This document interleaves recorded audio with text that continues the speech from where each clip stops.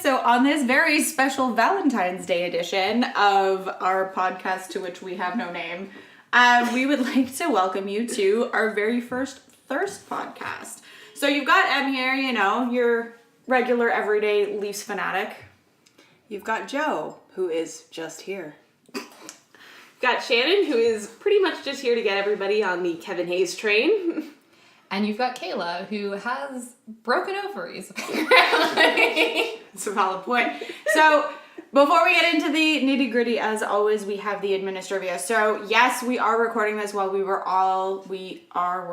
Tenses are difficult, aren't they? In Vancouver. So, we are recording this like 2 months before you are hearing this. Just in case you wanted to know whether we're all magical. And the answer is we're not.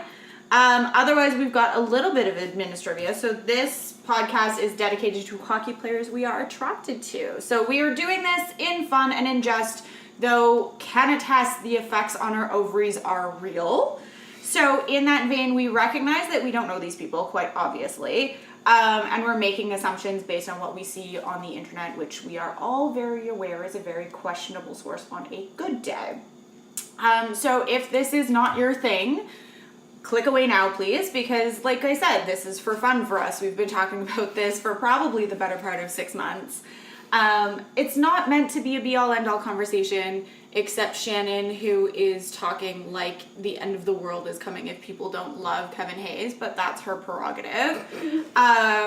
We ask that you do not yuck somebody else's yum. So it's a rather apt turn of phrase given the snacks we're about to discuss, but just please keep in mind, these are our opinions. We stand by our opinions, I'm fairly certain. And we don't mean to make this into something other than fun. Exactly. You know, as the Thirst Aid Kit podcast says, which of course we are basing this off of because it is a quality podcast, and if you have not listened to it, what are you doing? There is a lid for every pot. So, that being said, to address the actual subject of thirst here, thirst does not necessarily mean I would like to bang this person like a screen door in a storm. Now it might. It might, but thirst comes in many different ways and forms. And for us, it's really just about articulating why we are attracted to these individuals. It can be physical, it can be mental, it can be all of these things and more. So, that is all we want to say here before we launch into the actual discussion of thirst. And we will link the Thirst Aid stuff for you guys so you guys can take a listen if you want. So for this particular adventure, we've selected 8 to 12 humans. I say humans because gender is not specified. Wait, that sounded better in my head. What I mean is, it is either gender. Game. Yeah, we did not stick to NHL versus ECHL versus NWHL versus CAWHL. It is by far not an exhaustive list, but we do want to keep this in some general sense of under 1,800 hours. So we did struggle last night narrowing all this down. In that vein, pre-game honorable mentions go to Jonathan Toews, Gabriel Landeskog, Brock Besser, Zach Bogosian, Dylan Strome, Shannon Watser, Flaming Raccoon, I don't know, Madison Bowie, Patrick Sharp, who's just pretty. He's just pretty, okay? Mm-hmm. Marc-Andre Fleury, who if you have not seen his commercials for, what's the hospital that he does? UPMC. Like, honestly, go talk to YouTube. YouTube will help you out. So adorable, even the Caps fan kind of hurts a little. Which, like, listen, now he's a Vegas Golden Knight now, so, like, does he it count? is! So he's doubly thwarted my hopes and dreams. Oh, good point, I forgot about that.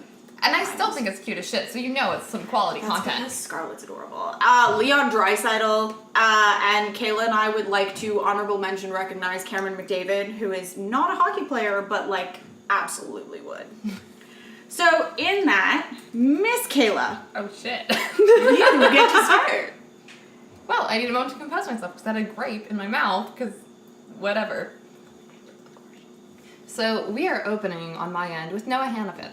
Let's just get this out of the way. He is very pretty. Like, I second this one. yes, Shannon's here backing me up. We did say we were going to talk about a couple of snacks, so there you go. Yeah. Yes. So I fully acknowledge, by a lot of classic standards of like attractive dudes, he hits it. But the thing that really Does he now? Yes. Yes. have you seen those blue eyes? Like, and those abs? that's a borderline unanimous decision. But the thing that pushes him over just a pretty boy I like to stare at. All I can think in my head right now is all-American beefsteaks. Listen, he needs a little more weight to be the true beefsteak I believe he could be. But I He's know also still a child. Have you seen the off? I'm not even 6 months older than him. Like, we're... I thought for a second you were going to say 6 feet, and I was going to say entirely different path. No. But for Em and I, he is a child. Absolutely. For you guys, I mean, he is if absolutely fair game. If I were 5 to 10 years younger, Oh, I'd be absolutely. climbing that like a tree, or as Joe so aptly put it, banging him like a screen door at a hurricane. However, In a Carolina hurricane, but he's not there anymore. No, he is Calgary snowstorm? Calgary flames, and he's hot as fuck. It still snows in Calgary, though. Like, I'm I trying don't not think to he's think about that. single-handedly one of those people who walks around and like the snow melts at his feet. No, but I melt at his feet. And back to my point, it's not just the looks for him. So, for those of you who might have seen an article or two leading up to the draft, or 1 or 2 pieces that have been published since, he's pretty tight with his family, in particular with his younger siblings. And I'm pretty sure his younger sister, who is adorable, is a pretty solid soccer European football fan. And so seeing him occasionally take her to games and do that older sibling thing of like, it might not be my taste, or it might be a pain in the ass of my schedule to do this, but I'm still going to do it because I want you to do fun things you enjoy. That speaks to me as the oldest sibling. And there's also just the fact that like the responsibility he kind of took on within his own family when there were some family health crises. I do know the plural of crisis, I promise. We got there. We did. So that just appeals to me in the I appreciate you to, for the people they care about, will come through. There's also the fact that, and we are going to link the Flames hospital visit, and just, he just seems to actually enjoy being around kids. And I really appreciate that, because I do like kids. We've talked about this. And dogs. And dogs. Oh, So basically, he's... Noah Hannafin with dogs also really hurts me, but not quite as bad as Noah Hannafin with children. You and most hockey players and children, like, children is a problem for if Kayla. we didn't have already, established this. if we didn't already have the title of the podcast, it would probably make reference to Kayla's very broken ovaries. Noah Hannafin is just leading the pack in terms of doing things that make my ovaries hurt and ache and make me feel all mushy and gooey. Well, and to see him with his little sister at the draft, like there's that video of them when he gets drafted, like it's his sister who's sobbing. And she's so cute. basically, It rivals the Nylander family. oh god. Honorable mention to them. In so very many ways. Yeah. I'm a little sketchy on Alex, but like, Willie is one of those like, thank God you're pretty and thank God you play hockey. Yes. So he's not my end all be all, but I do, like, I would pick Noah Hannafin to save off of the Titanic. Okay. I would bang him like a screen door in a hurricane. I'll do whatever the Calgary equivalent of that is. I just, a lot of feelings about Noah. Bang him like a screen door in a firestorm. Is that too soon, considering how much of the West Coast has been on fire? But it was mostly BC. Yes. You're more talking about like the massive ass snow dumping that Alberta gets on a annual basis and multiple times a year. Listen, we gotta entertain ourselves when we're snowed in Alberta somehow, and I will happily entertain him. There's a reason that Minnesota Wild are gonna have so many kids born this year. That escalated quickly. No, legitimately. Their Twitter's Right, one because that's what it. we need is another goddamn stall. I swear to God, I saw Jared Stahl when I was coming into Canada. So, like, legitimately, they are spreading. They are multiplying. The border agent I told you about, I'm like, what's the youngest Stahl doing? Oh, right. I was like, I'm fairly certain they wouldn't come to BC. I don't know. Sometimes you gotta get away from your siblings as much as you love them. So, like, baby Stahl, if you're out here on the West Coast, more power to you. Have fun. All right. Any other notes on Noah Hannafin? No, because all I'm going to do is sit here and say he's pretty a lot. Okay, that's I mean, that's fine. a valid evaluation. Exactly. We didn't set up a 1 to 10 criteria here, man. No, I know. we did not. So, if that is all on Noah Hannafin, then we shall move on to Shannon. And who are you bringing to the table? Who is your first nominee? Pretty certain this one's an easy guess for me, but it is going to be Kevin Hayes of the New York Rangers. And this is a hill I will die on that, yes, he's a goofy sort of attractive, but you know what? It does it for me. Partially because he's also very tall. 6'4", I think, if I'm remembering his stats correctly. And I don't know, it just works for me. As somebody who is also a taller person, I am 5'7", which somehow manages to fall on the taller end of most people I know. I appreciate a tall guy. You know a lot of short people. I do. Outside of my family, a lot of people I know are short, and it's a little unfortunate. Hey, tall is He is actually... fairly attractive. He is 6'5". Ah, perfect. Love it. Means that I can wear heels and not feel awkward. Listen, you can climb him like a tree. He is tall enough, and he is heavy enough because he's 220 according to Wikipedia. Add an inch, all the better, right? Yeah. I'm gonna wait for that one to see it. What? No. Oh, bless. We gotta count the number of times my soul flies out of my body during this podcast, even though this was my Why should- suggestion. If we keep track of that, we'll be here all day. That was number 1. We'll I be was spending nice the to you. next 6 hours finding your soul. It's out there somewhere in the mountains. Where Shannon's been threatening to run all week. Yes.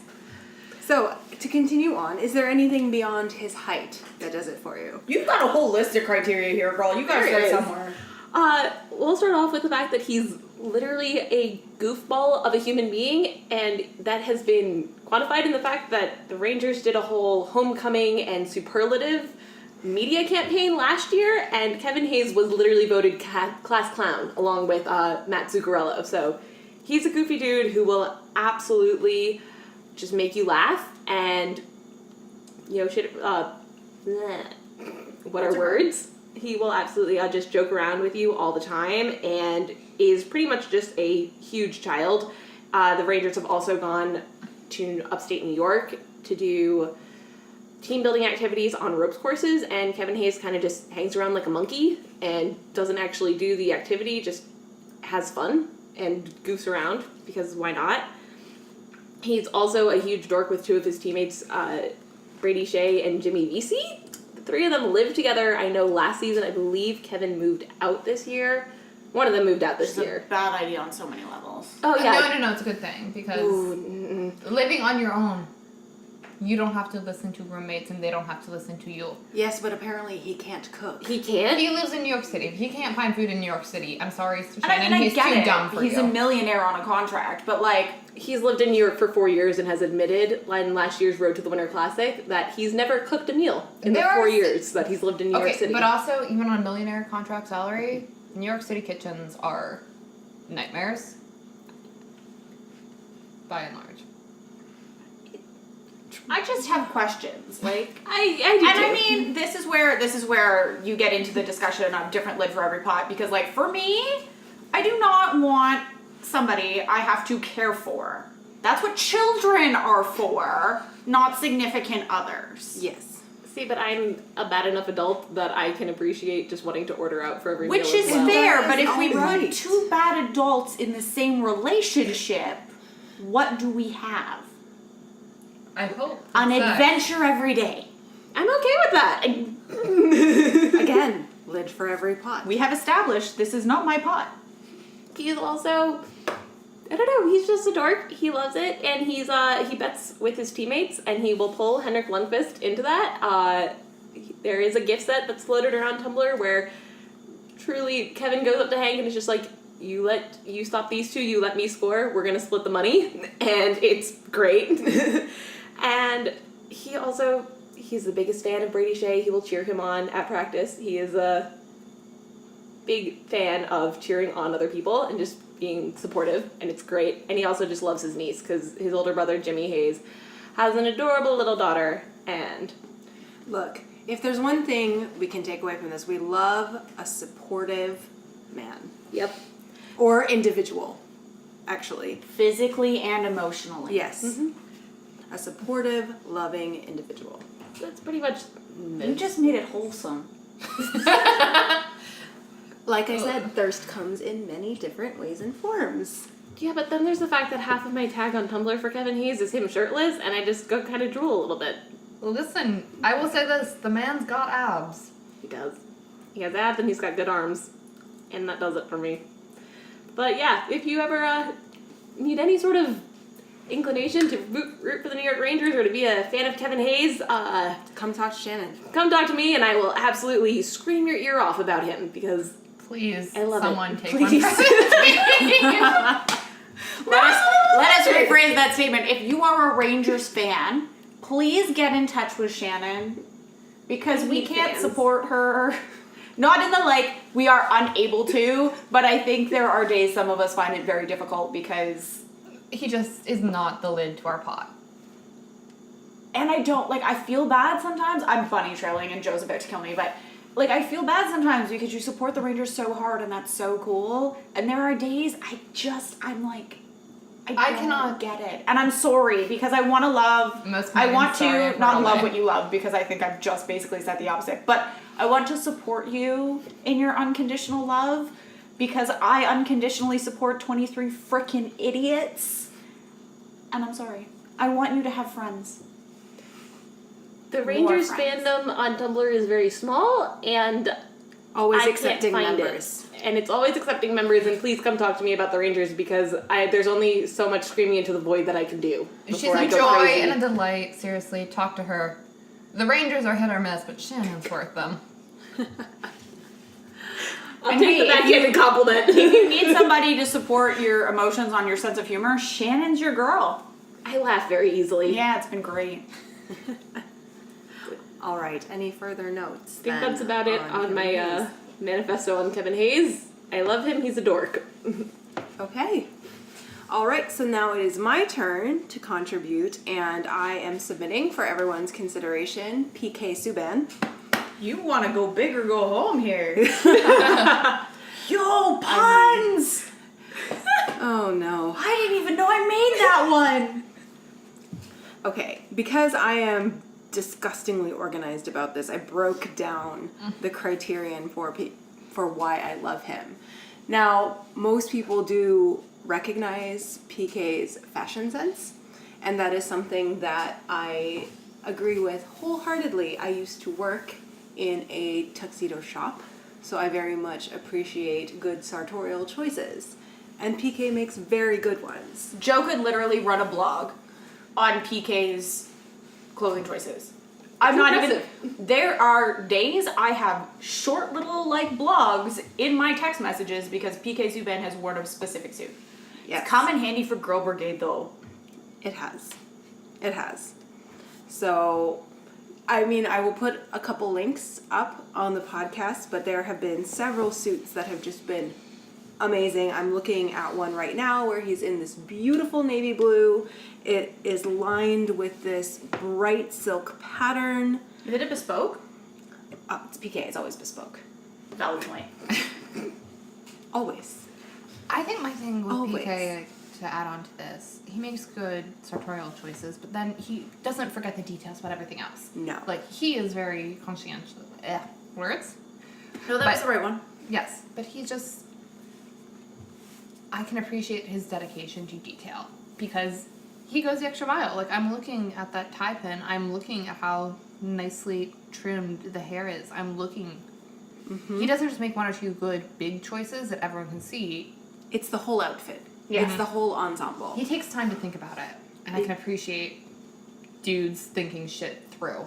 Yes, because one of my biggest pet peeves, Emily will attest to this because I rant about it almost every single time I see the boys in suits, is that can we please get away from just always defaulting to a half Windsor knot? Oh yeah, In your no, tie. there have been. It constantly looks crooked. It constantly looks crooked. And that is by virtue of the knot itself, but you just need to do a few more loops and you've got a full Windsor. Can I And just PK say, is usually doing a full Windsor, by the way, so... this is the most animated I've seen Jo during this entire podcast so far, as she lectures everyone about their poor tie knot choices. Yes. Indeed. It's really, Indeed. it is like, it's one of those things where I will ask a very simple question about something for the use of a fic or a podcast, and I inevitably get more than the answer to my question. It is true. And if it is too much more than the answer to my question, I say, great, here's my idea for the scene, write it, please. More or less. More or less. Teamwork makes the dream work. That's been our secondary motto of the entire trip, along with Gritty Came Too. Absolutely. So, on top of the excellent choice in clothing, he is basically a perfect human being. Because can we talk about the biggest charitable sports donation in North American history when he endowed an entire wing to Montreal Children's Hospital? My heart melts. And still goes back, And even though he's still in Nashville. goes Like, back. that's the big one. Oh, don't forget the French language thing. Yeah, oh, well, she was absolutely Yeah. going there.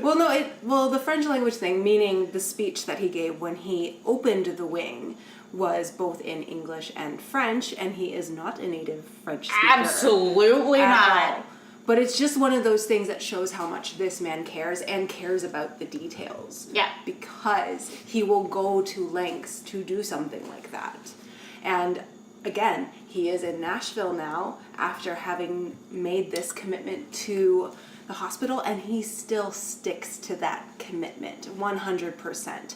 And you know, there's been so many stories about how he would just pop up unexpected all of the time, and how, you know, when news of the trade broke out, one of the hospital workers said there were going to be a lot of crying kids here just because of the presence that he has, the actual presence that he maintains. And him with who I feel so bad for forgetting this woman's name. She's the Lindsey Vonn? No. That's the girlfriend. This is the elderly woman that is at every single Elise freaking... Belleville. There Yep. it is. Bless your soul for remembering that. Like, there's another, you know, you talk about being the perfect human being, not just the charitable piece and going in when you have time, but like, him with her has always been everything you have ever wanted to see from like a human being in terms of helping those that may require a little bit of extra support. And just having the most wonderful relationship as well. Elise Belleville is Jean Belleville's wife, for those who do not know. And yes, they had a wonderful relationship where he would just blow her a kiss. like, every time she he come was outside. mad he got traded. Yeah. She wore his jersey. Melting. She wore his jersey. So, yes, that is how wonderful he is. The way too long didn't read summary of 2 days to get to perfection. This man just has a lot of love, which was my next point. Loves his family. You see that everywhere. He loves Lindsey Vonn, which is amazing. It's adorable. Like, follow him on Instagram. It is so sweet that you can literally feel your teeth rotting, but it's so sweet you can't look away. But also be careful, because every once in a while they post their workout videos and you'll feel bad about your life. Yeah. Yeah. That's not what I'm feeling. That's just kind of a... Then you're skipping those posts, because there was one on like No. just before the awards where they were like balancing on those half balls, and I was like, I need to go to the gym. It makes their muscles look really good. And when I see people with muscles looking that good, my initial thought is not, ooh, I should go to the gym. It's, ooh, can I lick you? Track 1 for a lick reference. Yes, indeed. I mean, that does lead into the fact that he is thick. He is a defenseman. Hey, PK even said it himself that he is, 217 pounds of all Canadian beef? Speaking of beef. Grade A. Grade A, all Canadian beef. We don't half-ass it out here. Yes. So, Geography it was is hard. basically he was challenging someone to take a run at him. But, you know, once that statement was out there, it was out there. So, I mean, I can think of a few NHLers who could probably give him a run for his money. yes, but You want somebody to hit you, I can find you somebody to hit you. Unlike yesterday in the game. Don't- just hit somebody! So yes, we will also leave examples of this on the post. And I would like to close out this segment on PK with his love for his goalies. Which is the the most best. important argument ever put forth to love PK Subban. yes. Which loving your goalies is so important. Of course. The Czech Republic won yesterday because they love their goalies because they did their stretches. PK, he does his stretches, he loves his goalie. That is why he's having success. That is important. He's a little broken right now, but we'll get through this. He's coming back. He's coming back. Coming back, but he's He's not off back. Okay, He's off so IR. for reference, we are recording this on January 1st, 2019. That's Happy still New trivia. Year. PK Subban has been activated off of IR. Hey. That's nice. But Secretary yes, let's get Shannon back to coming him loving through. his goalies, please. I was going to loop it back to Carey Price right there, so keep going. Yes. So, yes, Carey Price. Can we talk about him? Yes, he is broken. But PK last year's All-Star game commenting on Carey Price. The only bigger hard eyes in the entirety of the NHL. Oh, no, there isn't. No, shit. That's a hard one. No, I'm pretty sure Matt's and Freddie. And Ovi. Nikki and Ovi. Matt's and Freddie. Those are both very good examples. But still, back to PK and Carey. It's just when Carey makes the goalie shot across, you can see how much PK both loves it and loves it. That was in our It was ASG. in the ASG. Yes, we wrote it into ASG. That's how emotionally compromised we were by that moment. War. Yes, we will. Again, there will be a link to that. The gift set, not the fic. The fic you No. can find on our archive. Yes, with all of our other things. But, so, yes, he has such a wonderful relationship with Carey Price.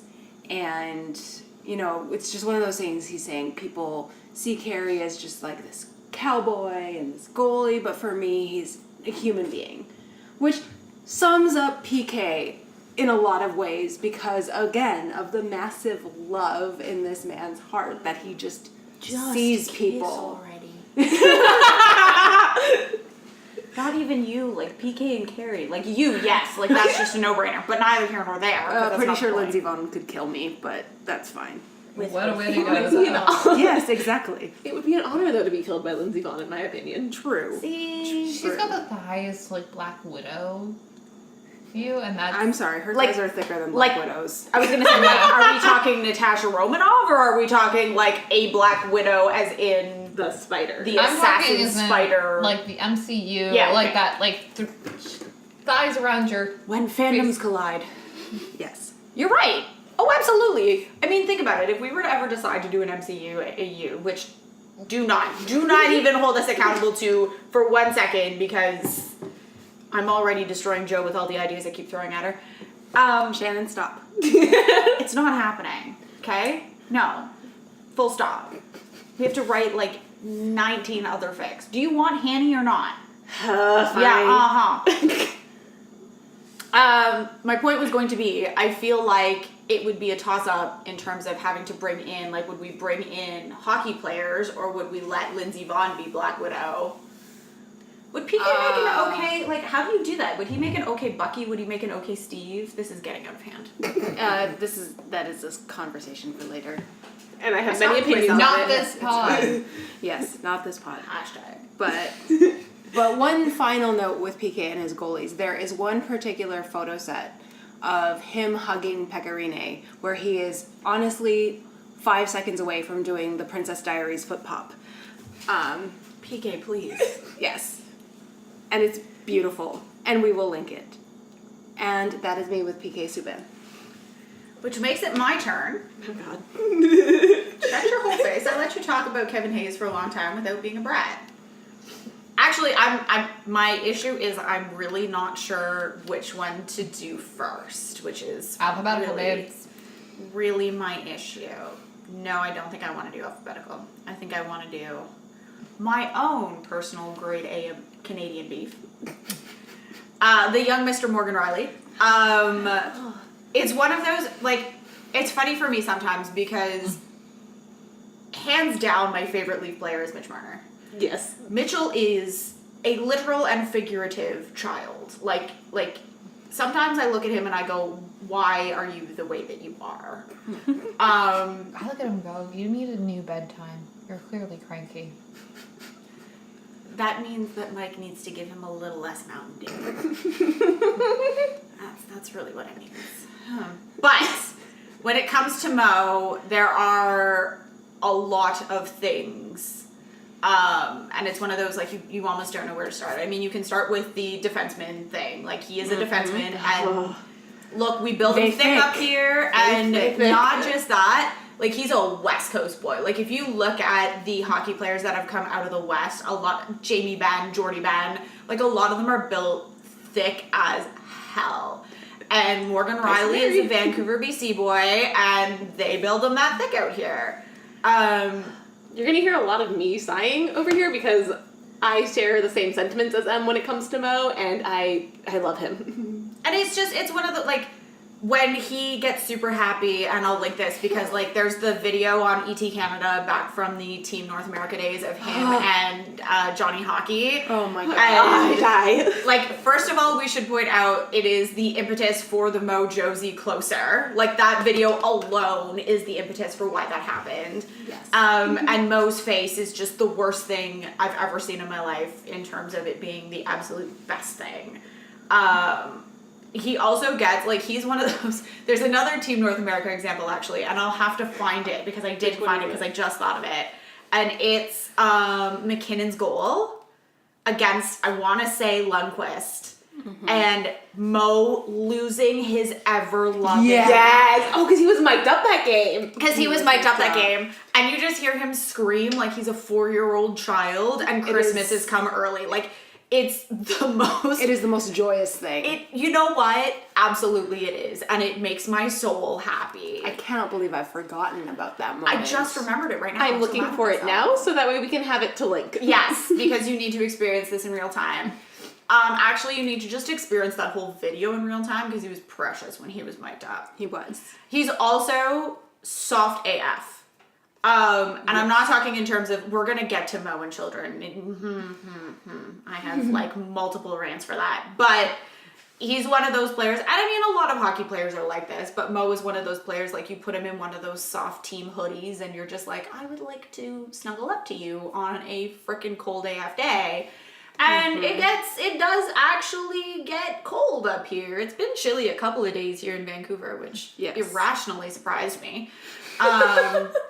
Sorry, Vancouver.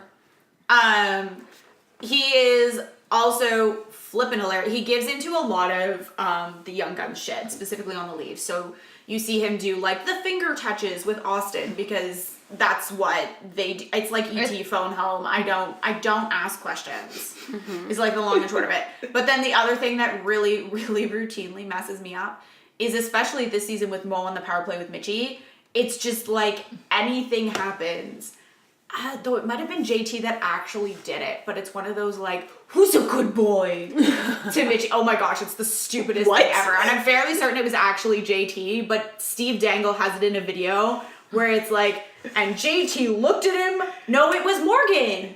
Like a dog he loves at the dog park. I'll have to find it to link it. Because it is the most apt description. And I'm fairly certain, if I remember correctly, Mitchie's bunny hop celly was at Riley. So, like, as much as he is the same age as the young kids, he's also, like, dad to the young kids. There's a Mo Jake fic that covers that whole thing. Which is an actually excellent, wow, that was almost excellent, segue into Mo and kids. And there are two, this is like the be all end all for me with Mo, because there are two things that I really want to touch on. One is Sick Kids this year. The Leafs at Sick Kids this year, even the last 2 years, has really kind of done me in. I don't know if I've ever gone on my Sick Kids diatribe before. Oh, yes, you have. Okay, just checking, because then I'll save you the long spiel. it is exceedingly important to me as a human being, and it really touches me that a lot of the Leafs go even when it's not their annual visit. This is their annual visit. And I would like to submit for today's hilarity, Morgan Riley eating icing, not ice cream, icing straight out of the icing bag. Because that's the quickest way to get icing inside your stomach. And he did it so many times under Mike Babcock's watchful eye that Mike actually said to him, "Stay light, Mo, stay light." Because they did have a game that day. But it's a really cute video, and I appreciate a man that can eat. The other one, and this one for me is also very personal, and I don't think I've done the Launchpad spiel yet, but MLSE has a community center in Regent Park, north of Regent Park, but neither here nor there, called Launchpad. And it is an excellent organization. Their partnerships are amazing. He is the MLSE ambassador for the Leafs to Launchpad. So if you ever want to explode your ovaries a la Kayla, I would like to submit to you any video of Morgan going to Launchpad, because he plays hockey with the kids and he goofs with them. And if you've never heard Morgan Riley laugh, it is the purest, most beautiful thing in the entirety of the world. I should probably stop it there before I go on and on and on. Launchpad in particular is one that just... Yes. Kayla, that makes you next. So I'm Kayla, and I've got a Jack Eichel shaped problem in my life. I'd like to have a Jack Eichel problem in my ovaries, but you know, we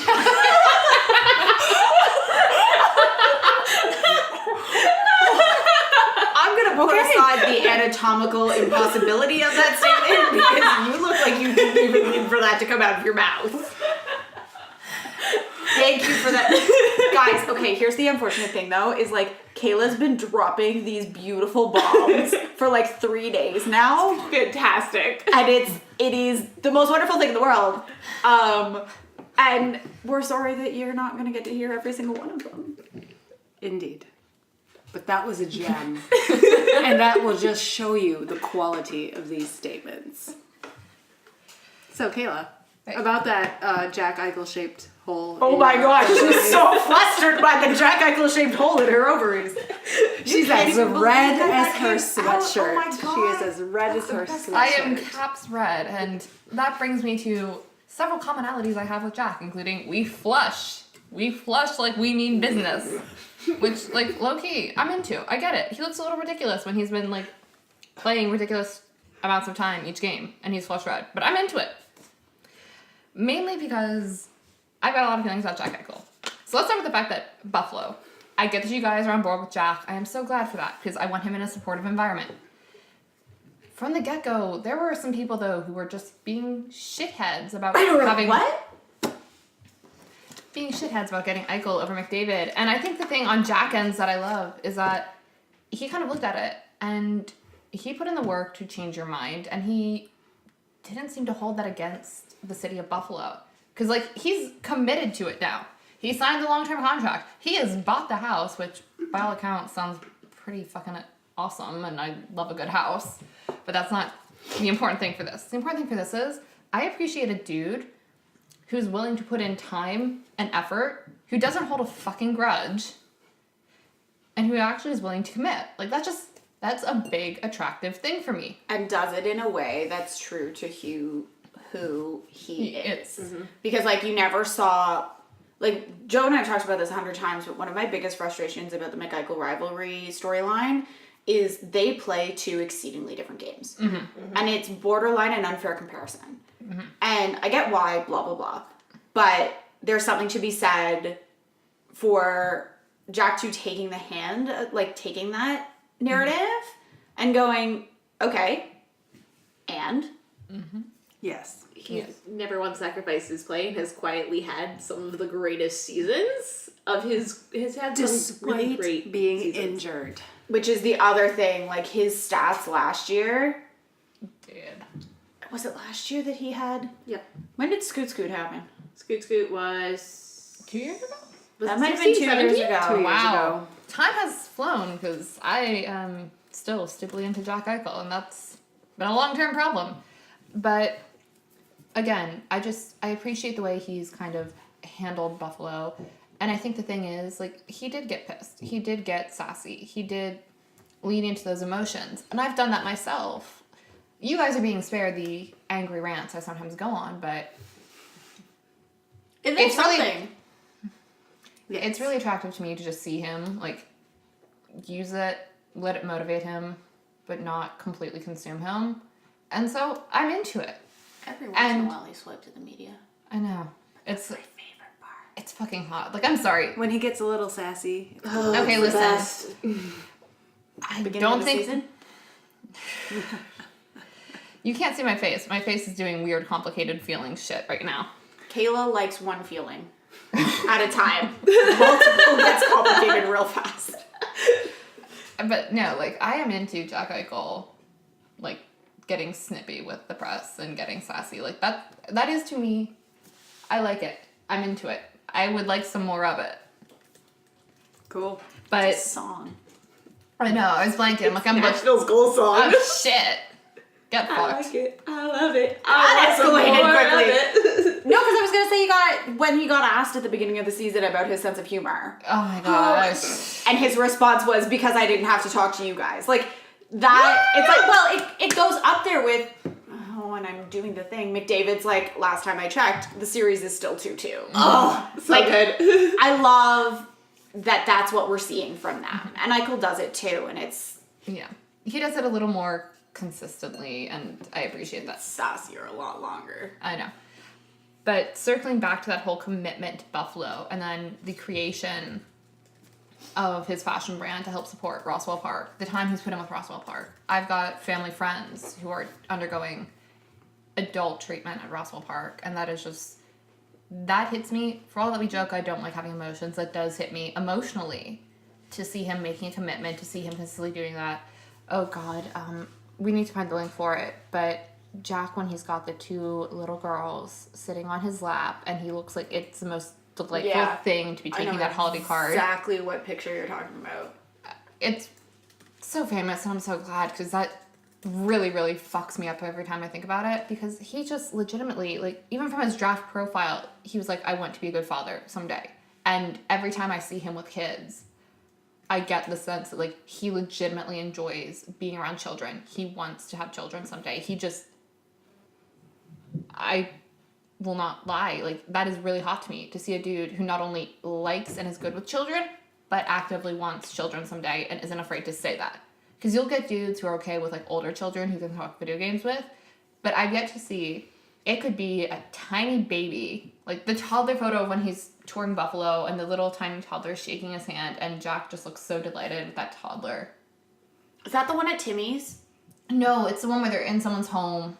Like, he's got the shirt on he'll wear for the hula hooping thing. Oh. But then, like, he literally has the toddler up on his hip for the photo. Just kill me. That's literally been my emotional reaction since I started seeing photos of Jack Eichel with babies and toddlers. At every age and stage I see him with kids, he just legitimately seems to be so happy to be with the kids. He seems excited to be with the kids, and I've worked with a decent age range of kids. Mm-hmm.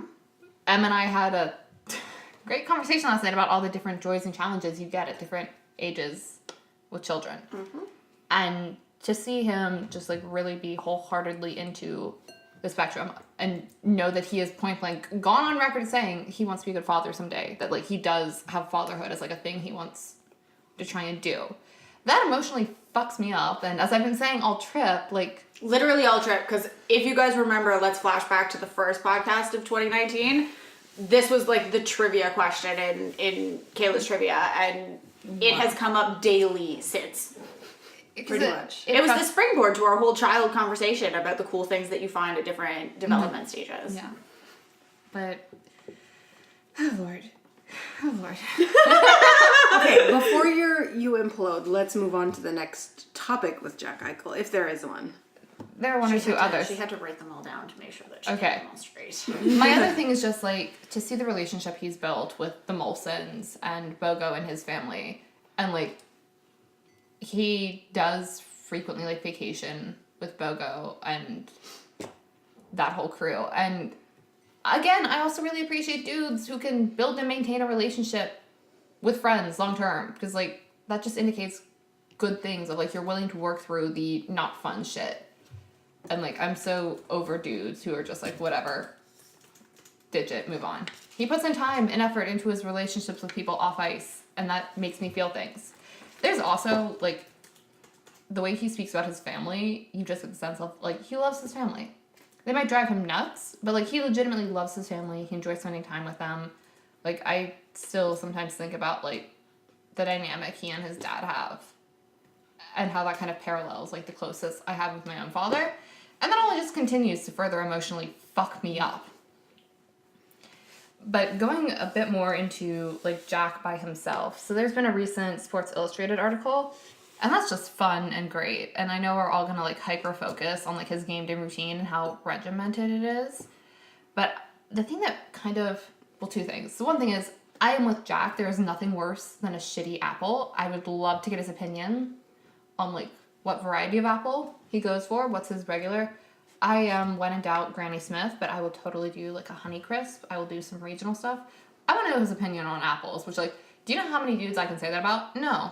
To break it down too, because he does say in the thing about it's whatever's available to him that day. I know, but like, but to know the preference and the ranking of Yes. like, do we do the Golden Delicious? Do we do the Red Delicious? Don't do Red Delicious. It's fucking mealy. It's a shitty apple. It's just gonna fuck you up all day. Bless your heart and soul. Where have you been all my life? I have been in the United States. Where the hell have you been? In Canada. This is our problem. I like it here. But I also, and I was talking about this to Em last night at dinner because I didn't want to watch Canada do the stupid thing against Russia. But he admitted to hiring a personal chef. And so he also admits that he has got a sweet tooth, which I appreciate. I got a sweet tooth. But I also appreciate that he's willing to be like, yeah, this is not a skill I have. And from the sounds of it, he's made one or two attempts to like try and gain that skill. But he also recognizes, and this is a thing I wish more people do, I don't have the skills for it. So for the sake of everyone and my own health and safety, I'm going to get a professional to deal with it. Yeah. I love that. I love that he's willing to bring in people who have skill sets he doesn't to deal with things so that he doesn't fuck everything up. And in your imaginary forever home, it feeds into you too, though, in terms of how much you like cooking and you like experimenting and you like finding new things and doing new things in the kitchen. For all that I'm a really grumpy bitch, I do like trying to take care of people. And so I feel like he doesn't need it because he will find other people to like collectively hold him together. But I wouldn't mind doing it for him. Well, yeah, that's not the point. The point that he could find other people is irrelevant. The point is... Yeah. So, Jack Eichel, good with kids, has strong thoughts and feelings on foods. And puts thighs. I was totally gonna say thighs. has strong thighs. Look, my God. okay, this is my ode to Jack Eichel, is that the, like, number one reason he and Connor McDavid play different games, and it's patently unfair that they get compared, is because move Jack Eichel off the puck, I dare you. Oh, And if you can do it, it's Frick because you're ass. heavier than he is. which is hard to do. And no, like I did have the thought of like, He could pin you to the wall. I know, and I want him to. cool. Thanks for No. knocking that one out of the park for me. I appreciate it. Teamwork makes the dream work, kids. What's she? Keep your stick on the ice and good things happen. Like What a the hell have I complete done to you to pass. make the Dawn Cherry impression come out? She's I been was doing thinking this of the on and off passes. all I was week. thinking of the passes. Listen, Run a passing drill. run a passing drill, stretch, love your fucking goalie. And have good lower body strength. Yes. So Yes. that could go very sexual, but we all I have was gonna let you take that where you wanted. We're gonna move, just listen, I know at some point someone's like, yeah, he looks like a gremlin. I'm into it. I claim to have no taste, but that's my gremlin taste. Her exact phrase was then let me be the gremlin queen. It was great. So like in We terms would- of the level, It's it like is an important caveat. Like listen, we're gonna get to mine and it's gonna be Yeah. Listen. Jack and I would have some really fucking cute gremlins. And I feel like we would both be willing to put in the work to actually make, like, things happen and work and not murder each other. Give them real names though, okay? Yes. Just checking. They will get actual names. And it will not be any of those, like, really hipstery misspelled ones where it's, like, Caitlin, but with Roman numerals for 8, and you're just like, what the fuck? We'll okay. That is a That was valid relation, and I feel that on a very visceral level. No, it'll be very classic. Also, I'm gonna second Kayla on here of, I love Jack Eichel and I will be a Gremlin Queen too. Fight me. Sometimes he grows shit on his face, and I'm like, just find a straight edge, honey. Like, just trim it a little. But Connor McDavid's been doing the same thing, so, like, I can't really Okay, roast him. but a lot of NHL dudes in that age bracket do it. And, like, you want to know how, like, stupidly into Jack I am? He does it. And I don't immediately have my overriding thought be shave it. I'm like, I am so happy to see your fucking face. Other players, like, I've literally just had the reaction of shave it now. I can't make any comment on you, your play, your looks, anything until you shave it. November is the worst month on the hockey calendar. It's gonna be hell. Bar but, none. But, like, I would deal with it. I would sacrifice my birth month every year because that's how stupidly into that dumbass gremlin I am. I mean, you could still groom it during November. It's True. like the gross, dirty porn caterpillar stuff is. I want him to do dirty porn things to me so I can live with it. It's fine. So, with Kayla's ode to Jack temporarily complete, Miss Shannon. Speaking of thick thighs and lower body strength. I get to give an ode now to Austin Matthews because let me tell you, there's no way I can talk about this boy and not get emotional. So yeah, Can attest. So we did prep for this, which is like the most prep I think Joe and I have ever done for a podcast in our lives. And in doing the prep, Shannon cried 4 times watching one link that we're going to provide you, which is the Austin Matthews feature. Like, this is the worst thing ever because it's the Austin Matthews feature that aired during his first game in the NHL. no, Yeah, because I cried 4 times in one period. Yeah. no, it's not because it mentions Then his game what's- against. It's the I am Austin Matthews. Then what's the one? Because it talks It's about about sick his kids. dad. Yes. The one with his dad is the one that aired during his first NHL game. It But was- talks about sick kids in that one too. Oh, okay. I don't know that one. I've only seen the I am Austin Matthews. Because that's like you cry 4 times in the same period. Because you cry about a lot of goals and then you cry about the feature. I cried about a lot of goals because they brought up Emma Matthews. And how do you not cry when you bring up Emma Matthews? Find me a better hockey mom, I'll wait. There's not one. So, Austin Matthews, it does start a little bit with Emma Matthews and his love for his family, because as somebody who is incredibly close with her own family, the level of like just closeness and support that the Matthews have for Austin is just something that I love and I am very grateful for, because there's not a lot of hockey players sometimes who will talk that openly about their families and how supportive they've been. They'll mention me like, oh yeah, they were there for me, they drove me to competitions or to, I'm using the wrong words for things. Tournaments is the word that I'm looking for there. But Are you cold, Oz? Oh, no, I can't do that. That's The adorable. mom's trip that the Leafs did this season is a blessing in so many ways. So I glad they swear, didn't score Emma- more goals. You two were emotionally compromised during that, and I could literally track the meltdown. It was like Chernobyl, but for feelings, and I was deeply worried that if they ever do another mom's trip again, you guys are just not going to come back to life. Look, they can do what the Rangers do and switch it off every year with the mom's trip and the dad's trip. Now they're going to double. They're the richest team in the league. They don't give a shit. I'm not sure you guys can emotionally handle that, and Well, now that I know it's coming, I can pre-emotionally prep. how the fuck do you do that? You remind yourself that Bonnie Marner, Flosses.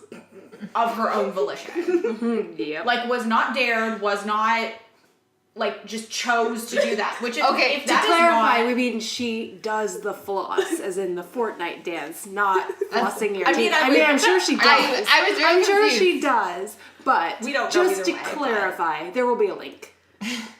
the point of the matter is that explains so much about Mitchell Marner. I love how I start talking about Austin Matthews and we immediately derail to Mitchell Marner. Mitchell Marner takes you right back to Austin Matthews. Don't lie to yourself. Well, yeah, it does, because I can bring up the Nutcracker from this year and how amazing that was and how Austin was ready to just go all in and decided to carry Mitch across the stage instead of just a couple of steps. Commitment, you love it. Adrenaline. Commitment Flat out adrenaline. confesses that it's adrenaline that has him carrying Mitchie the whole way across the stage. Actually, what I really loved about that is the way they then talked about the National Ballet and how they talked about like how incredible it is to see them doing that work and on point. And there's we'll link the video for this, because the video for this is better than any gift set you can ever find, because you get Mitchie and Matt's talking about point shoes and how crazy point shoes are. And the National Ballet is a staple in Toronto. I am linking that video now because I just found it and pulled it up. It's important. It is. It's very important, and I love it. And as somebody who was in the arts for many, many years, was almost a music teacher, it's something that I just thought was cool, and you don't see many other hockey players do that, and I enjoyed it. I thought it was great. It was also freaking hilarious to watch that video, and then the subsequent meltdown of the internet afterwards. My God, the internet was a shit show. It was amazing. So, love that. Papa Mo went to support him. Oh, that was... Papa Mo brought his mom to the ballet. Grandma Mo. Mm-hmm. And all that. I was just... But I mean, circling back to his family and just how supportive they are, you have Emma and the fact that she lived in Switzerland with Austin while he was playing in Zurich. And I just love that, and how Emma mentions in the I Am Austin Matthews video, which is, if you've never seen it before, please do yourself a favor, watch it, have a box of tissues next to you. You will definitely need it. And it just was really awesome to just see that, and how much they supported him, and Emma mentioning that it was kind of like a chance for her and Austin to reconnect as like a mother and son, because so much of Austin's hockey career was with his father and with Brian, and you know, to the point where Austin goes, yeah, Brian, my dad's like my best friend. And it's just also cool to see how his mom can be a part of that as well, because you see a lot of the dads be a part of hockey and be there, and a lot of teams in the NHL will do the father's trip, but there aren't as many that do the mother's trip, and I think it's important to see all of that and how supportive the family is. And then he also loves his sisters a lot, to the point of people post throwback pictures with them, which is always a treat to see hockey players as babies, and just as somebody else who was a 90s baby, just be reminded of what the heck our parents made us wear. You can tell they're siblings. Yeah, you can tell that they're siblings, and it's really fun to see that, and to see them not just be like, yes, this is somebody I am related to, but this is somebody I enjoy spending time with, and I choose to go and spend time with and to support. And it's fun. I love it. And there's also the choosing to spend time with. You have all your friends, and you know, the National Team Development Program is a frat, and I will die on that hill. Better a frat than a cult. It's both, though. It's a fine line. It's a very fine line, and with the NTDP, I feel like it's a little bit of both. Yeah. And you see that with Team NA and how much fun Matt's had with Ike's. Yo, ASG, bro. And All-Star Game, and I have that linked here, the celly that Matt's and Ike's did when they were saying, it's a goal, it's good, and just how much fun they were having together. What is goaltender interference? Who even knows? If you answer that, we'll love you forever. No, we'll know that you're lying, is the thing. Because not even the NHL knows what Much actual like goaltender thirst, interference. goaltender interference is up to interpretation. Yes. I think that would have made a great pod title. Sorry, Sean. No, that would have been a good one. Thirst, like goaltender interference, up to interpretation. Yeah, but we've got... I know, you've got a great podcast title. We can't change that. Canadian. I'll be a lesbian if I want to. We'll explain that at the end. No, we won't. Just say thank you to Vancouver for giving us some delightful quotes and Out of memories. context. Out of context is the best. Bless sometimes. drunk Canadians after a Canadian loss. Yes. Yes. Basically. But yes, back to Austin Matthews. Austin Matthews, the All-Star Game, seeing him play with his friends. There's also a great video, and now I have to go and find the link to that one, where it's just Hanny, Ike's, Matt's, and Zach Wierenski all sitting on the bench together, and they're just talking about Hanny's hair. And it's just the most, good like, hair. it's the most, like, best friends. We were in a frat together. We spent time on the NTDP together. Just the most amazing thing ever. And it's stuff like that that makes my heart so happy, where I'm just like, you have good friends, and you are just all a bunch of dorks. Well, and I love how there's certain things that become iconic, right? Oh, yeah. Like Cliff Poo. Oh, the and- handshake Sally. Not the handshake Sally, the microphone. Oh, yeah. And I don't... It's him and Mitch. But it's about, like, they look like they're going to use the microphone as a lollipop. It's problematic on a number of different levels. But, like, that's the kind of thing that happens, right? Mm-hmm. It's like they live this inside joke, and to see it acted out where you can see it, Mm-hmm. Oh, it's amazing. yeah. It is. Stuff like that I love. And then with Austin, it's also just how much he's quietly one of the most supportive and like just genuinely good people out there. He's what? Such a freaking dork. He is. He's Just a dork. because, like, that goes with the supportive thing, though, because the way he supports people sometimes is just the dumbest thing you've ever seen in your life. And I mean, it's very, like, you can tell he has younger and older siblings because he knows exactly how to play both sides. Please see every inch of social media interaction between the Marlows and Austin Matthews and Mitch Marner.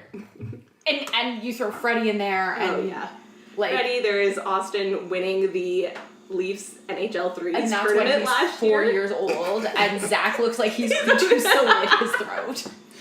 That's Zach one of my is so mad. Zach is so done, and Austin's just jumping up and screaming in celebration, and it's completely a younger sibling being like, I have bested my older sibling, and I am so excited about this. I can Is see that that the being thought the that dynamic. goes through your head? Yes, because as a younger sibling, I'm like, I would react the same Well, way. and they're competitive AF, right? Oh my like, God, they're and so especially competitive. Zach too, because he's got his own video game. Like, But this is what am I looking before for? he Agency company, right? Team. But you decide that Yes, based on your influence Yeah. in social media, right? Or not social media, but video games, right? Yeah. And like watching Zach play even the Face Off 2.0.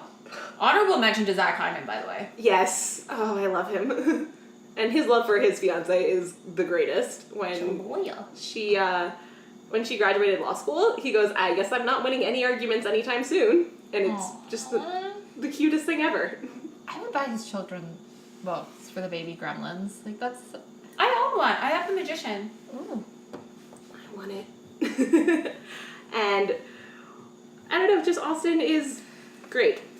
Because he's great with his teammates, he's great with his teammates' kids, with the Marlows, and then sick kids. And he just quietly goes to sick kids on his own, no media needed to be done for it. He goes because it's something that means a lot to him personally. Like PK. Exactly. Yes, exactly. It's just like PK, and Matt goes because his uncle had cystic fibrosis. I almost called it something else, and I was like, nope, it's the wrong thing in there. And he goes on his own because it's something that means a lot to him, and he goes to hang out with the kids, and he'll do the same tests that they have to do so they can see their hero and somebody that they look up to doing it, so it makes it a little bit easier for them. And it's just so amazing to see something like that and be like, we got through his entire rookie season without knowing about that, because that's when the I Am Austin Matthews video came out, and they talked all about that and what he does at sick kids. And it's just, it makes my heart very happy. And as somebody who loves giving back to communities and helping out people, it's fun to see that people who are privileged don't lose sight of that and lose sight of that importance. And it's something that they make the time for. And he'll talk about that. And like he- how important that is for that reason. Mm-hmm. And it's just, that is something that I will always find to be attractive in a person, as well as something that I find just like, I just genuinely now like you as a person. Yes. And so that is my nice little ode to Austin Matthews, on top of the fact that he is thick as hell. I love his hair, and he's a really good hockey player. Austin Fivehead. Look, I never said I had the most conventional taste in men. Gremlin Queens Unite. Like, listen, again, he's a child for me. But, like, if I were 5 years younger, that stubble would be doing it for me, too. Oh, That stubble on that jawline. that jawline is amazing. That jawline is like... Except I saw him do that spastic dancing once. I don't know. See, to me, I'm just like, he's a dork. He can have fun, and he's also incredibly attractive and looks damn good in a suit. Okay.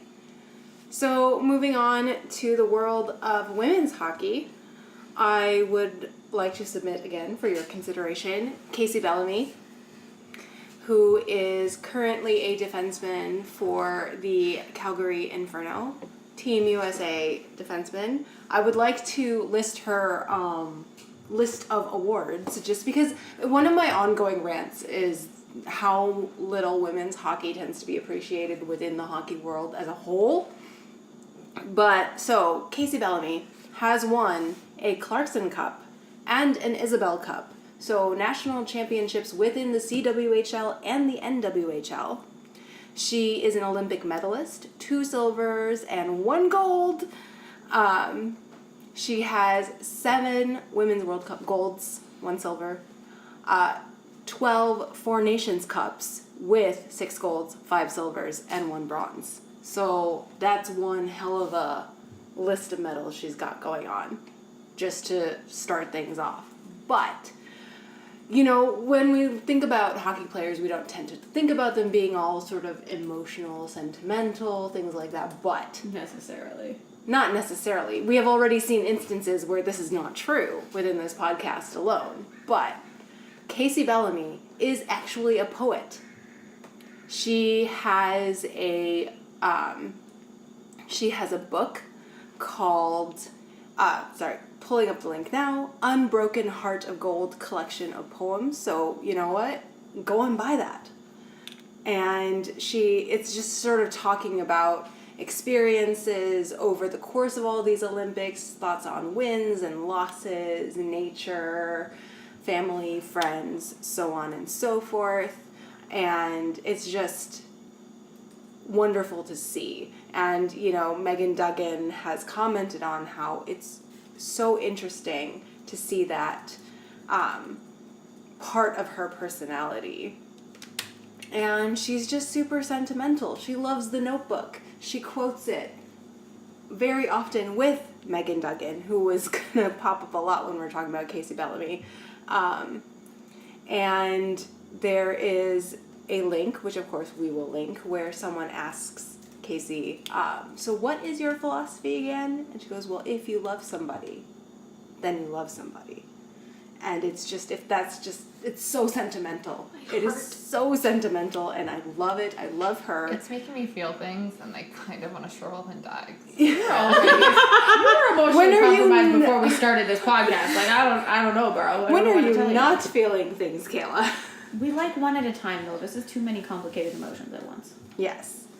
But on the flip side, Casey Bellamy is also quite a bit of a shit on the ice. She loves to start fights, but the woman cannot fight to save her life. Bless her. Bless her. We'll put some links of her getting into a shoving match with Marie-Philippe Poulin, and others of, just her being a little shit on the ice. And she's also super determined. Her mom was quoted saying, my husband told Casey that she couldn't play hockey when she was about 5. I was making breakfast one Saturday morning, and she came up from the basement fully dressed in her brother's hockey equipment.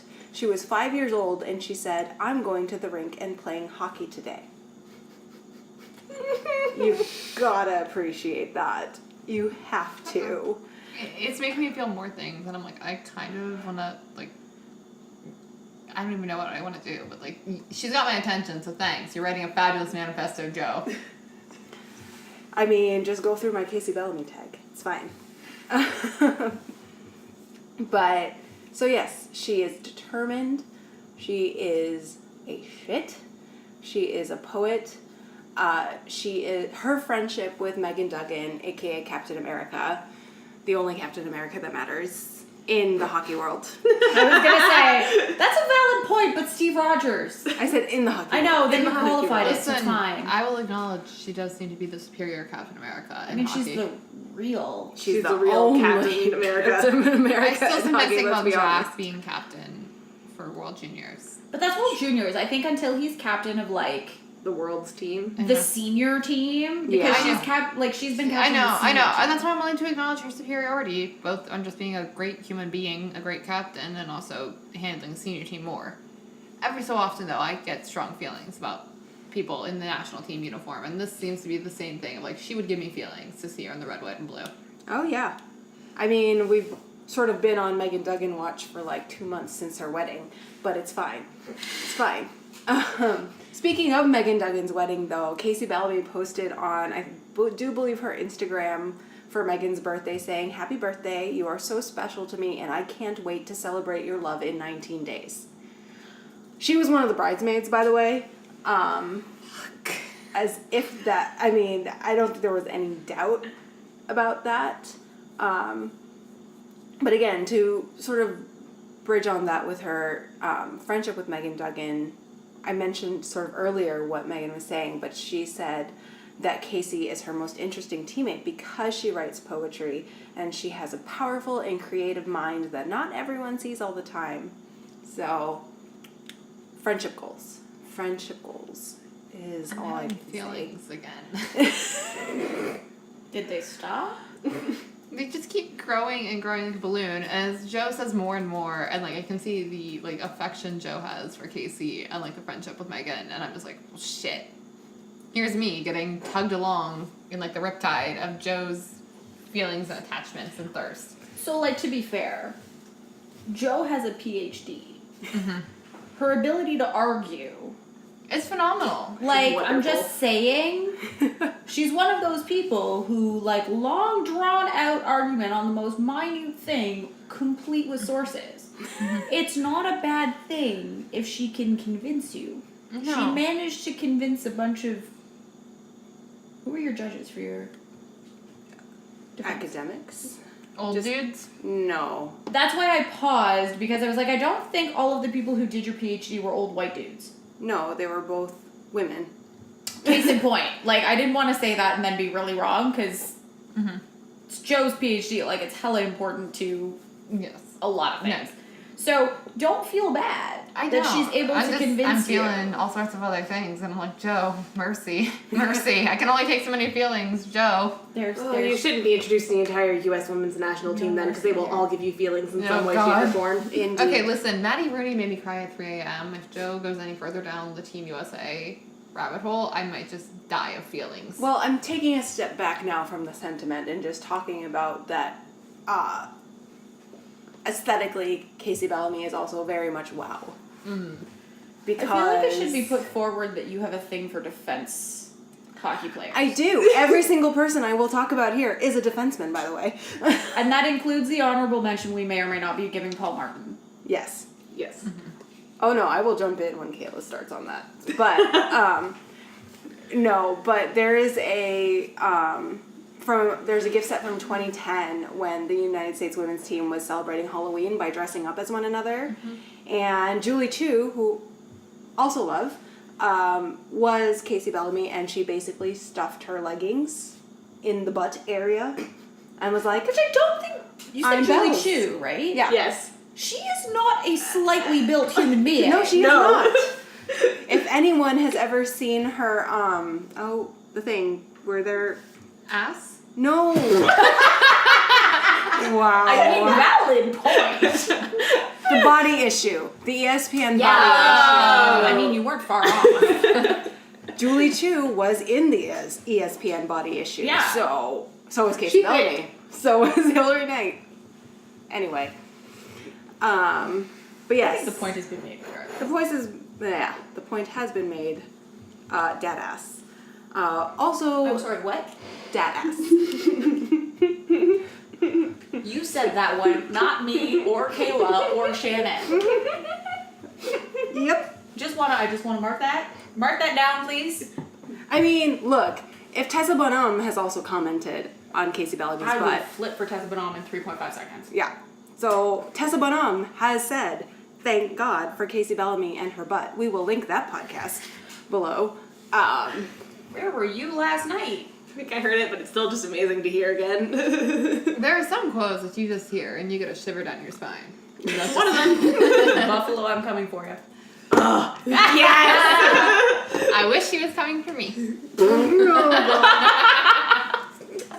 Joe's soul has left her body. I'm so proud. But yeah, that's basically it on Casey Bellamy for me. I mean, I could go on, but I will stop. Therefore, I do believe that brings me to Freddie Anderson. Oh gosh. Buckle up, kids. Who's also built like a brick shit house. Actually, you guys know this because we've talked about it on a bunch of podcasts, but it is my end goal to make Joe a Leafs fan through Freddie Anderson. So, I managed to somehow fit this into some semblance of organization. I want to start with, he is the best thing to happen to the Toronto Maple Leafs since a long time. and that is both as a goalkeeper and as a human being. You're talking about when Johnny Bauer passed away, may he rest in peace. The Bauer family actually reached out to both Freddie and Curtis McElhaney, who was the backup at the time, to be pallbearers. And that actually was a big thing for Freddie to be asked to do that, because he's very good at recognizing kind of the significance of Johnny Bauer to the Maple Leafs organization. But then, opposite end of the spectrum, now that I've made you all sad, is the post-win hugs for Freddie Anderson. Love your fucking goalie. Always love your goalie. Like, that is, if you take nothing away from this podcast, because our dignity is not going with it, please take away the fact that you should always love your goalie. I'll let the listeners choose what that looks like. But we would like to put that out there as the primary learning from today's extravaganza. So you get, Mitchie is the big one. Obviously, I think it's really just Mitchie likes cuddles, and therefore hugging the goalie is important. But the other thing that's been really cool, and this is, I'm going to bunny trail the GB for half a second because we've talked about this. That's fine. Is when we write Austin, there will be a huge chunk of Freddie in it. And I'm really excited to kind of explore that dynamic. We've seen a lot in social media. Austin pops up on Freddie's Instagram. Freddie pops up on Austin's Instagram. They have their own kind of thing that they do too in terms of how they congratulate each other after good games. That sounded better in my head and dirty out loud. This is a thirst pod. It makes sense to be the dirty out loud stuff I mean, here. I'm sure the Scotiabank Arena has nice closets that they can use. I don't know. I don't know what Scotia's done inside the arena other than made the Jumbotron bigger. So, like, it really depends on what the Leafs locker room currently looks like. Yes, you made Joe's soul leave her body, I know. Here's the thing, though. Okay? Even his national team loves Freddie Anderson. And I'm going to link you to a gift set of him playing, I want to say it's Worlds 2018, but I'll double check.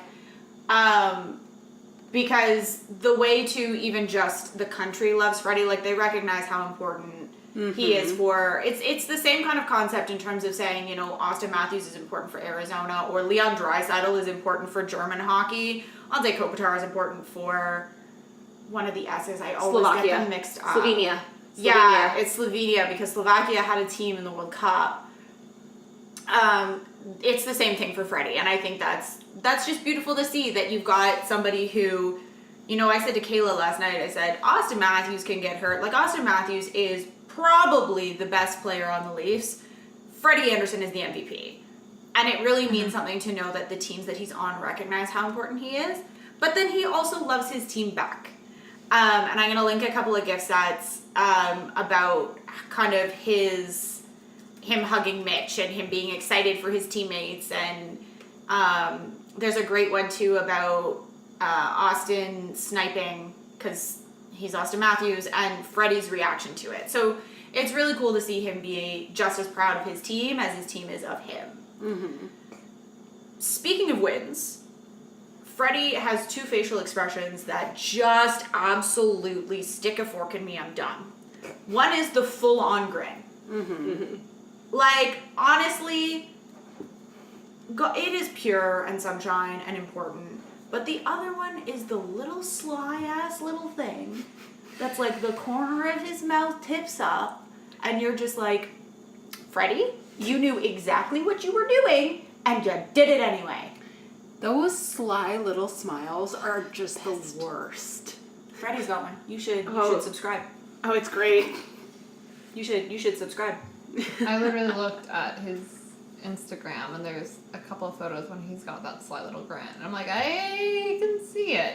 It's pretty great. I think one of those two is the post he caught Mitchie cherry picking up at the neutral zone. So shot a pass up to Mitchie, and he goes and he scores a filthy goal. And Mitchie immediately turns to Fred, like, to go back to the first point about how his team loves him. But Freddie gets this little smirk on the side of his face. It's like, yeah, yeah, I did. What's your point? So it's pretty. This is on his Instagram story currently. I know his ode to 2018 is like 6 pictures of kids. Oh, yeah, it's so. Honestly, I don't even know if I don't have a lot of kids on my list of things, but it is like we've said, and it's pretty standard across the board for all of us in terms of hockey players and kids, the Easter seal skate. Yeah, you're That's welcome. the best one. The Easter seal skate, and then the fact that he, you come back to, he really recognizes what Toronto is as a market and what that means and what he means to the market, which I think is pretty flippin' cool.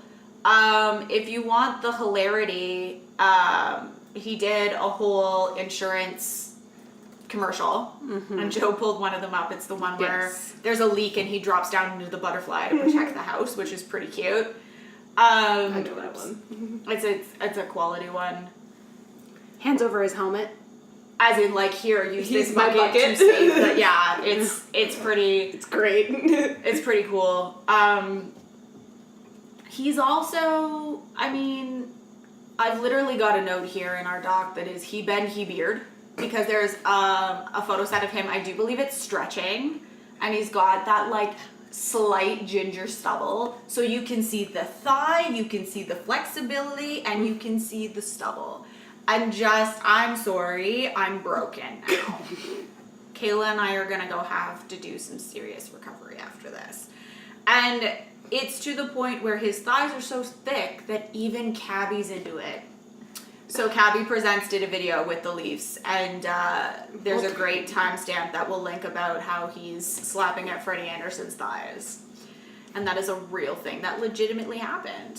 Because I think even Freddie was like, is this really happening right now? Because he's a very stoic, Here's but a Freddie is little- a very yeah. stoic human being. Like, you don't see him make facial expressions very much. And he's much like Jack in the sense of he gives no qualms. If you're asking a question he has no time for. There's one, and I didn't link it, but he's talking about, one of the reporters asks him, what's the hardest shot to stop? And he's like, I'm not telling you that. You know, he has no qualms about doing that as well. He also looks effing hot in suits. He has sent me numerous things that actually can agree. Which is like one of the ways to Joe's heart, so, you know. That is a coat. That is Buy a it or coat. something. But still. Oh yeah, the agree. Bespoke. The boys at Bespoke is just the worst thing to ever happen. Because there's one of Mo in a three-piece, like the three-piece gray plaid one that he had. What is with everyone in plaid? Don't get me started on Mitchell Marner. Okay, listen. Fashion is a different podcast. No. Yeah, let's go bunny trail. No, Let's go but bunny you trail get that into, way. they all did coats though, with their jerseys on the inside. And Freddie's got one too, where the lining is all his jersey and his number, like the back of his jersey. So I submit to the other, well, no, I have to do this before we go. I was going to say, that's all for me on Freddie, but I got it. So we talked about his stoicism. The thing about goalies is they're batshit. Yes. And in being batshit, there's a supreme level of focus on a small rubber dinglehopper. So I submit to you, that intensity focused on you. That is mean. I'm gonna need a moment here. They all need a moment. It went very silent. So that is my ode to Freddie Anderson. I have a friend of mine who's also a Leafs fan, coincidentally also named Emily, and whenever Freddie comes up on any sort of social media platform, I send it to her. Now, my Merry Christmas was Mo in a suit. The way I wished her Merry Christmas is I sent her a Mo in a suit, and I said, Merry Christmas. And she was like, I wish. And I was like, I know. Yes. I would absolutely, 30 seconds. Actually, that's half a lie, because the only thing I legitimately care about knowing about Freddie Anderson, other than being a fan and therefore wanting to know facts, is he a good hugger? He looks like he would give good hugs. Right? He does. Like, he just looks like he could envelop you. Right? He's so big. It just looks so warm. Thank you. Thank you for being who you are. I appreciate it from the bottom of my heart and soul. Yes. Full on teddy bear hug. Oh yeah. Okay, Kayla. If we haven't broken her too much already. Well, no, because mine was always like, with the hug, it's like, could you crush me? And then I thought about it, and I was like, that could go like numerous different directions, and I was like, Yeah, no. Words are hard. Paul Martin. Paul Martin. Let's go back to this. This has been like my shameful, I'm so stupid into you, I kind of hate it thing since he was back playing on the Penguins. There's the shame. I was like, why are you ashamed I was of like, that? it's Paul Martin. And then Listen, American hero. He's an American hero. I'm noticing that apparently my type is American dudes who love their family and grow beards. Are low-key built like brick shit houses? Yeah, I got a type. Yeah, you do. I'm looking at these, I'm like, you've got 2 defensemen in Jack Eichel. Like, But the important thing is, like, even young Caps fan Kayla, who just kind of wanted to burn Pittsburgh. To the ground. Not fully to the ground. Fun fact, the Liberty Bridge caught on fire within my first 6 months of being out in Pittsburgh, and I swear I had nothing to do with that, but it did give me some sort of sadistic pleasure to watch everyone be rerouted. The important thing is, Paul Martin would never burn a bridge. would never burn a bridge. I would have to burn the bridges for him, and I'm willing to do that because he's ginger. He's cute. He seems to actually have maturity and stability for a hockey player. Like, legitimately, he's on record as being one of the few dudes who, like, cooks multiple things. Case in point, keeping James Neal alive. Thank you. He raised James Neal. Yes. And so, like, listen, if he can handle raising a James Neal, he could totally handle raising kids and, like, doing that. And again, Well, and he was on a team with like Brent Burns. yeah. And Patrick Marleau. He They can, overlap. he can roll Yeah, but with Patty's the, a dad in his own right. Like, yeah. My thing is just like Paul Martin, built like a brick shithouse, seems to be a quieter sense of humor. Just Could, like, like handle shit. He's an adult. but he could absolutely make you a pancake against the boards. yes. yes, and like apparently that's the thing I'm into because like he could lift me with one hand. So could Jack, so could Noah. Like, honestly, this is established. You're consistent. I love it. Right. So I'm trying to be coherent about Paul Martin, but like from a physical aesthetic standpoint, he looks really stinking good, and I've noticed that for years. And like even the stupid San Jose batshit beard. Thing. Him deciding he was gonna try to give Burnsy a run for his money with the beard. Like, why would you? Because you've got Jumbo Joe there. You don't need to. Exactly. I appreciate a dude who's willing to make an attempt, even if we all kind of know it's going to be in vain. And I appreciate that he did seem to shave it upon retirement. He's like, I miss his face. He's got a good face without the beard. And Well, a little bit of a beard though is very yes, nice on him. like just that scruffy. yes. But the well-groomed version. the 'cause that's Frank. well-groomed version. Yes. Also, yes, he is ginger. Yeah, that one. Yeah. No, Joe that's just pulled up good a one. picture of Polly. It's a good one. I want to pull the hair. There it is. God bless. Listen, And save us all, conceivably. my id is like the 5th podcast person. Your id should write some closer verse. That's all I'm saying. I got a Yes. Seppi a-hole, or, not asshole. Don't be rude. Like that from I was not fully paying attention. Sebastian Aho. Listeners. And Tara Vinen that I gotta finish. Maybe I'll write that on the plate. Wouldn't that be ironic? Oh, that'd be great. That would be, yeah. I would, I know this is mostly Kayla's deal right now, Joe, but please help me out. there is a gift set of Polly and glasses, which, I mean, okay, the thing with me is ginger, Yep. glasses. She got a Suits. type. I've never seen Freddie in glasses, but let me do some digging. The whole ginger thing is one of the ways that M keeps trying to reel There's me 2 in. on the Leafs, you know. That was the most Canadian you sounded. Yeah, this but entire Brownie's a pod. baby. Brownie is. So, Also, I mean- apparently Maddie's amazing. I could climb in his lap and it'd be fine. Polly. I would Could also, also I would climb in offer his lap. to introduce you, but I'm pretty sure like Maddie's too into the family to subject them to me. I know. not even that, but like you wouldn't have a chance. Like I love you from the bottom of my heart and soul, but like realistically, Yeah, I know. It's okay. she's already got her master's. I know. I am suffering through grad school, and in the meantime, I am lusting after some very built American dudes. I'd prefer that as a coping mechanism to some other options. Yes. There is also a set from when he was still on the Sharks of him just casually chatting to some kiddos on the bench, which I won't show to Kayla right now. Oh, thank God. We legit guys there's a picture on Instagram last night of Lucy and Jake Gardner's baby. And it was just his face. And I couldn't show it to Kayla. I had to tell her, Kayla, it's kids. She literally at one point like covered my eyes so I couldn't see a Canadian Tire commercial because it's all sad, cute babies. And I was like, I'm just going to stare at my pasta and have... I should find you the Taves one. Where he's got and then the little one turns around at the end, where they all turn around. Because now I'm thinking about Jonathan Taves with the stupid dinosaur face paint and fuck. Okay, back to Polly. Back to Polly. Before we segue.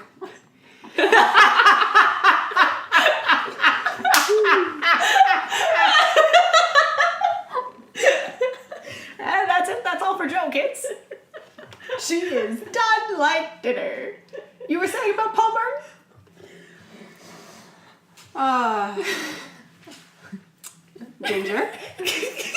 All-American hero. Mm-hmm. I hope he's doing wonderful things in his retirement. That he's, just fishing off the ice lake floes shore. and Yeah. That he has a nice cozy cabin that he can retire to when he's done fishing for the day. Isn't Minnesota in the middle of the country? There's lakes. It's the land of 10,000 lakes. Okay, but where are you? You know what it is? It's because Canadian ice floe to me means like the massive ass ones that you can put like a school of polar bears on. No. The polar bears are that's my dying. problem. The polar bears Don't make this sad. I just broke Joe. Do you mind? I'm trying to be happy over here. If I wanted to break you, I would bring up the Denmark stat from this tournament. That's very sad. That is. But that's okay. Freddie came from Denmark. And he's done good things. So the future is bright, is what we're saying.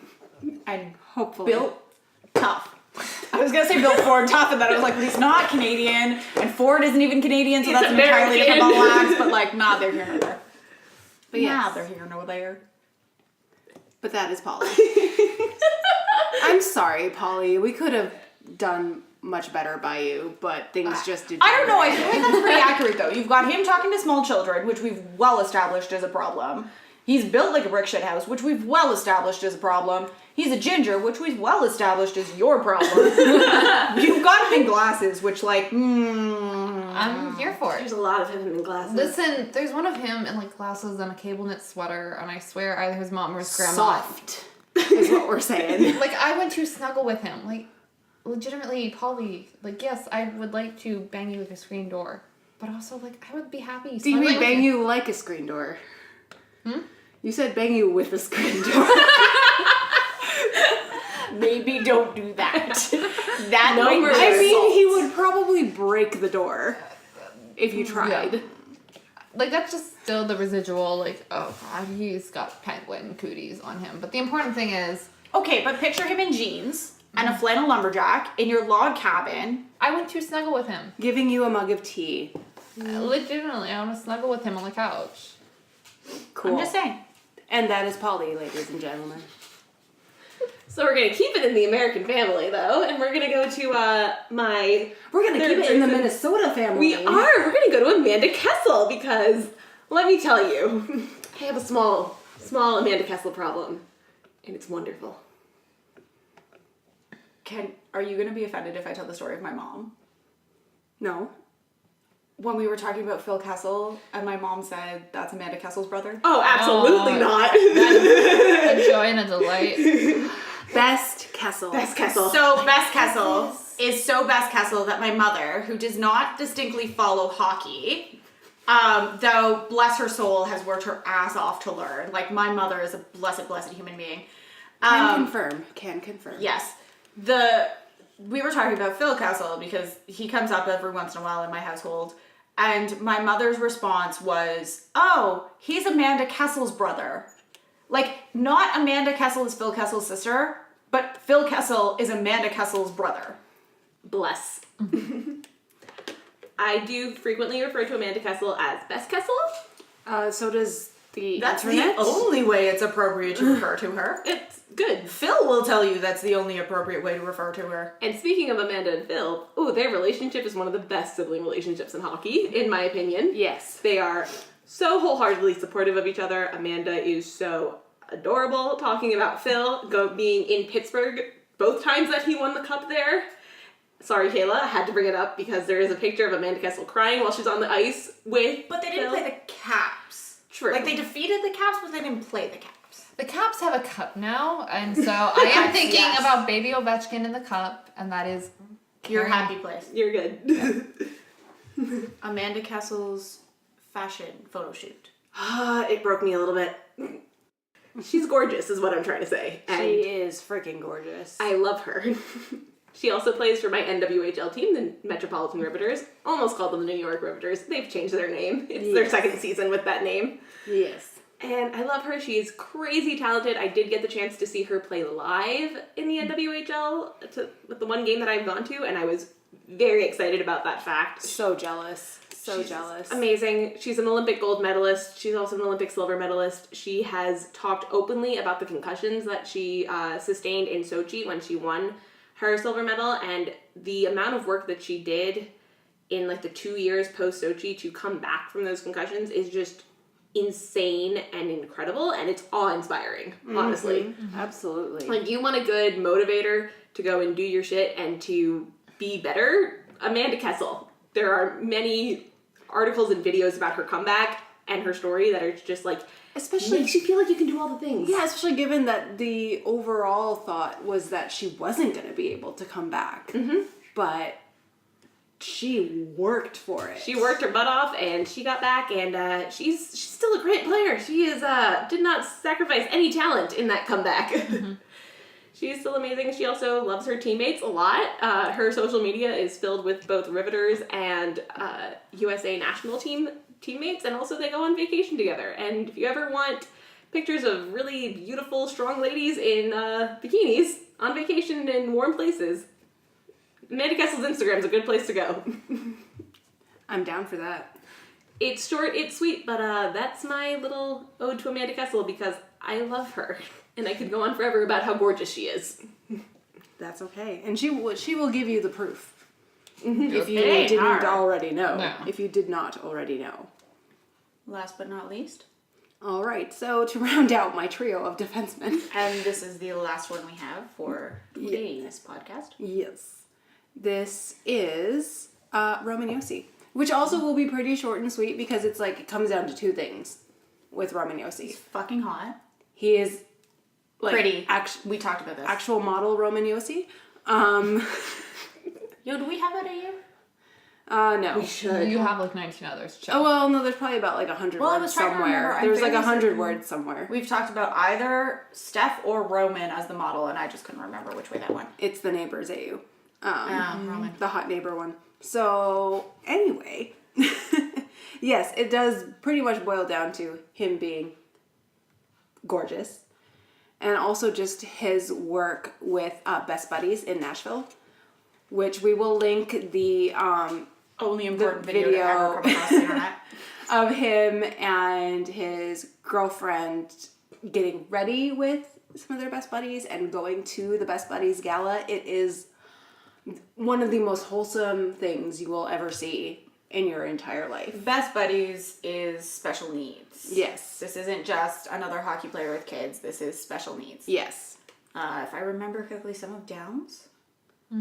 Yes. Yeah. Yes, it is Downs. So it's just, there will be the video, there will be some links to Best Buddies events that he's done, like, and you can just see how genuine and happy he is to be with them, and vice versa. Yeah, and I think one of the things as somebody who's worked with special needs kids before is he doesn't treat them like they have special needs. Exactly. Like, he treats them like they're all human beings, and that's really, really, really cool to see. Absolutely. Also, he speaks multiple languages, and I'm not gonna lie, that is always a weakness of Joe's. Yeah. It's just, the hits keep coming. When it comes. I mean, you know how to pick them. Yep. So, just circling back to the actual model bits, there was an interview that he and Shea Weber did outside of Bridgestone where Weber was Weber was interviewing a random passerby on the street. Roman was pretending to be the sound guy or something like that. And Lord. Webbs goes, "So do you know Roman Yossi?" And the guy goes, "No." And he goes, "Oh, well, he's actually a male model, so confirmed by Shea Weber."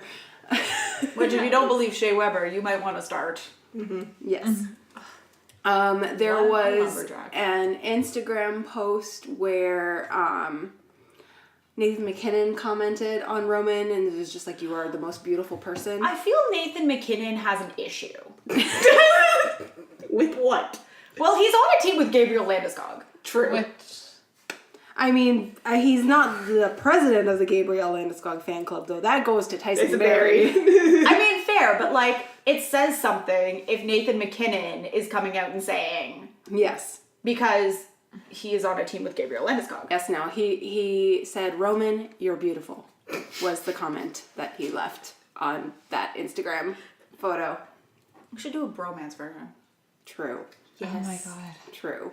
So, it's been confirmed by multiple NHL players, not just us listeners, that Roman Yossi is beautiful. We're unbiased. I don't know what you're talking about. That is the biggest lie I've ever heard. Yeah, but she put that up on a tee for me, so like, what was I supposed to do with it? Yeah. So, just seems to be a genuinely beautiful person inside and out. And is captaining his team wonderfully. I meant to bring that up. How does he look with that C on his chest? To quote Kayla, "I have feelings." Many, many feelings. Oh, does that mean Nashville gives the Leafs a run for their money? A little bit, but it's Central Division history stuff, so it's a little we're hard. in Atlantic. Come over here. So We've got Carey Price. You have an entire new conference if you go root for the Leafs. There's also the Sens, so like one thing at a time, but...